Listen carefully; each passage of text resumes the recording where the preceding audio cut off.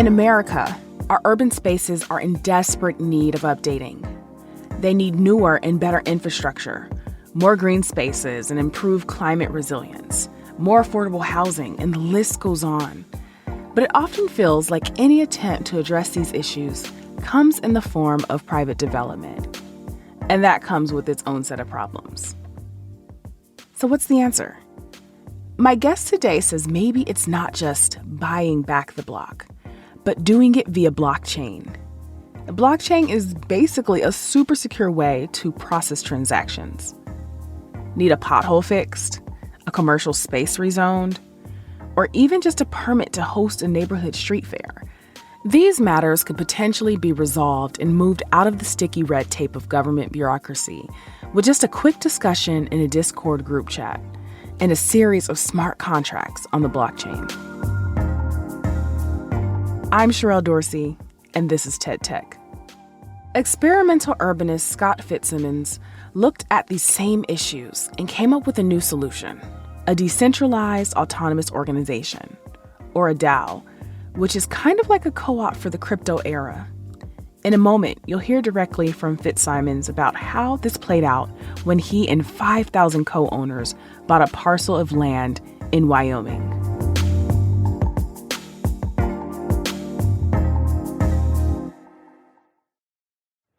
How do you start a new city?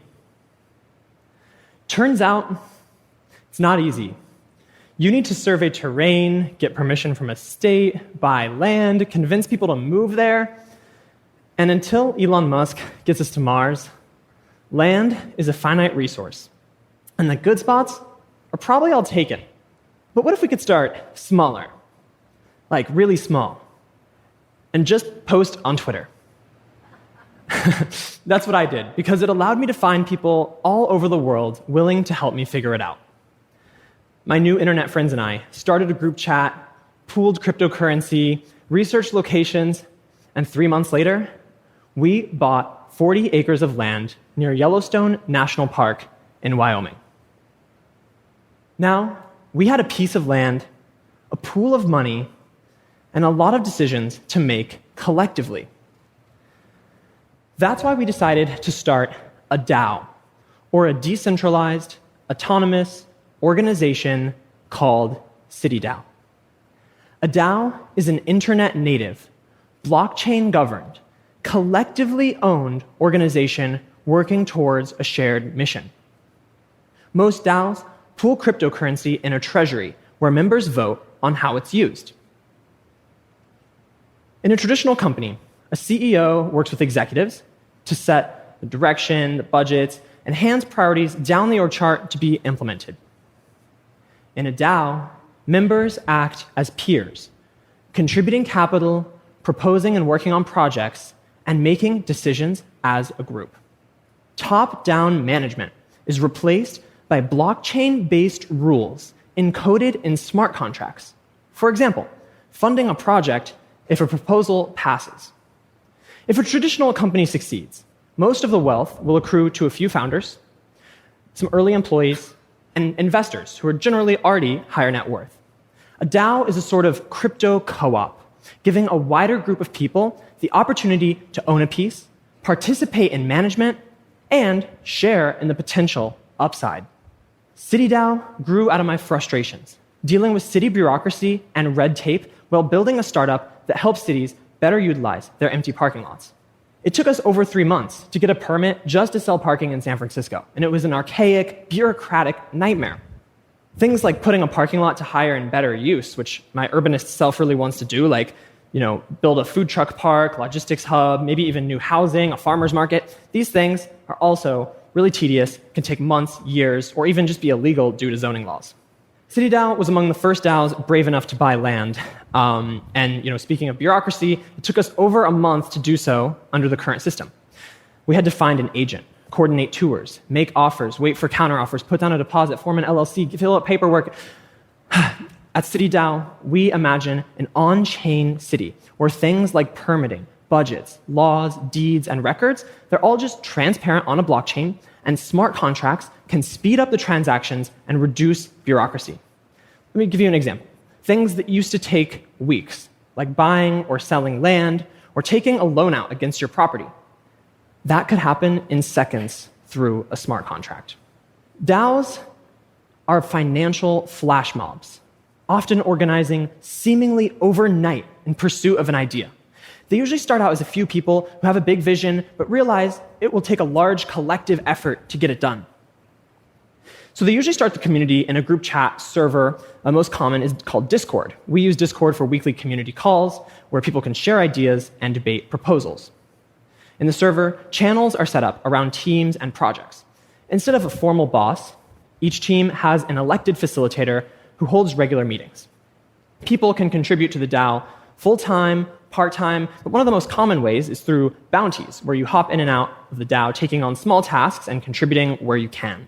Most DAOs raise some initial funding by selling a governance token that gives holders voting rights over DAO activities.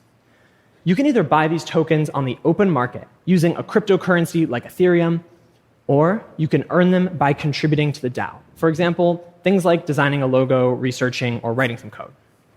At CityDAO, we raised over $6 million from 5,000 people through our governance token called Citizenship. Citizens get to vote in things like where our next piece of land will be located. DAOs have been called group chats with a bank account. And I know what you're thinking. Scott, sharing a bank account with my significant other is already hard enough. Now you're telling me I have to share one with 5,000 people on the internet? Well, it's not that bad. Blockchain helps fix this. So, funds live in a public blockchain treasury where anyone can audit income and spending. And anytime spending or money transfers are involved, the DAO approves it through a proposal. Typically written by a DAO member, a proposal starts as an idea that gets debated and is put to a vote of the token holders. For example, one of the first proposals at CityDAO was, of course, which piece of land to buy. The DAO debated must-haves, nice-to-haves, and DAO contributors combed through Wyoming land listings and narrowed it down to the top 3, outlining the pros and cons of each and presenting the final proposal to the DAO for a vote. We voted to acquire Parcel 0 near Cody, Wyoming, chosen for being close to an airport, having an on-site well for water access, and of course, the most important criterion of all, being near Kanye West. Okay, that wasn't really in the criteria, but it just so happens our piece of land in Wyoming is not far from Kanye's own Cody Ranch. The next steps at CityDAO are things like voting on what gets built on the land and who gets to use it when. Some other proposals floating around are things like buying a piece of land in the Amazon for conservation, or building out a network of DAO-owned spaces where citizens can visit at any time, a decentralized city, perhaps. Today, we're seeing DAOs do all kinds of really interesting things together. They're building products, they're investing in startups, they're buying art and assets, they're funding research and raising money. Let's take a look at some examples. Constitution DAO raised over $47 million in 7 days in attempts to buy an original US Constitution copy. It usually takes longer than 7 days just to set up a company and open a bank account. Kraus House is buying an NBA team, and Lynx DAO a golf course. DAO members will likely get to participate in key things like who's coaching the team or where the golf course gets built. Pleaser DAO collects art and digital assets like NFTs.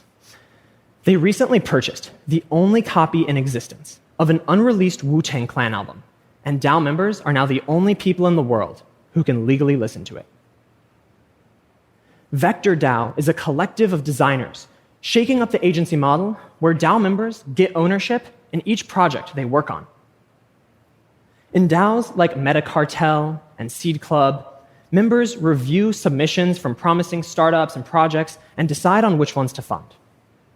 Vita DAO is funding research, and more recently, Ukraine DAO raised over $6 million to donate towards the Ukrainian defense effort. It's still early for DAOs, and they certainly aren't for everything. They require a level of consensus building and might move slower than a company who has a boss who can just call the shots. After all, Constitution DAO was outbid at Sotheby's auction house by the CEO of Citadel. And some say the transparency and decentralization made it hard for the DAO to coordinate and win the auction. And while traditional corporate structures are battle-tested, DAOs are a new type of entity that can find themselves in uncharted regulatory waters. To help solve some of these issues, states like Wyoming are putting laws on the books that recognize DAOs.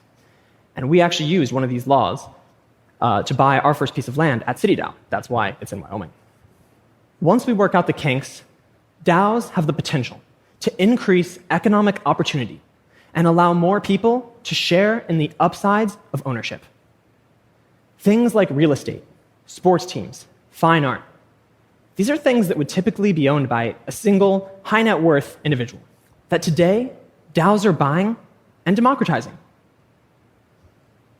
Imagine if the next social network or ride-hailing app were a DAO, and each time you posted valuable content or put in late nights driving, you got little pieces of ownership in that platform.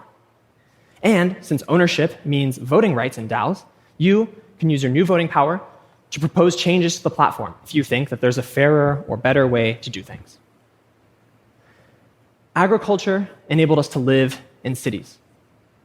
The internet let us share information globally. And today, DAOs let us work together, trust each other, and coordinate in a fairer way on larger scale problems than ever before. And maybe a DAO can even build the next great city. Thank you.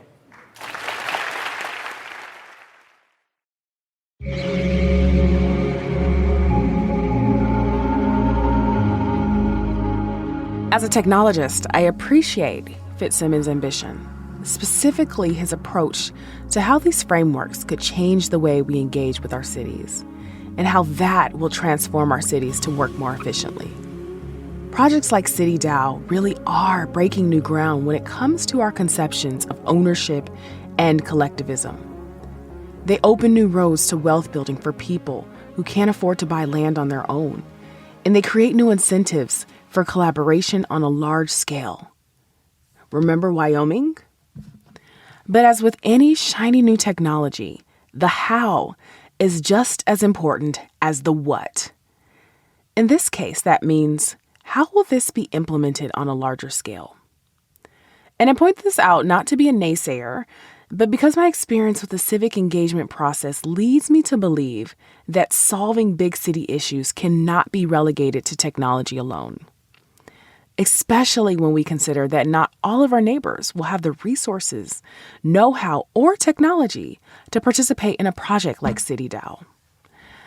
I think about my 89-year-old grandfather, who might be in favor of implementing more speed bumps in his neighborhood, but will certainly not sit on a Discord channel to voice his concerns for fast cars peeling down the street in front of his home. If DAO cities are the future, we'll need to prioritize access routes for people like my grandfather if we want them to live up to the democratic ideals that Fitsimones is leading with. And we'll need to rethink the voting infrastructure, which now requires that people earn voting tokens either by purchasing them or contributing labor. That's not necessarily accessible to all residents who may not have the time or resources to exchange for what is essentially citizenship on the blockchain. New technologies also introduce new problems. CityDAO itself was recently subject to a hack that cost members $95,000. So before you join the next DAO you encounter, make sure you understand the potential risks and how to protect yourself. So while I thoroughly enjoyed Fitsimones' talk, I'm not convinced that this city move would be something I would support in my own community. But who knows? Maybe I'll feel different 10 years down the line, especially if my grandfather is still waiting on those speed bumps. TED Tech is part of the TED Audio Collective. This episode was produced by Isabel Carter, who also wrote it with me, Sherrell Dorsey.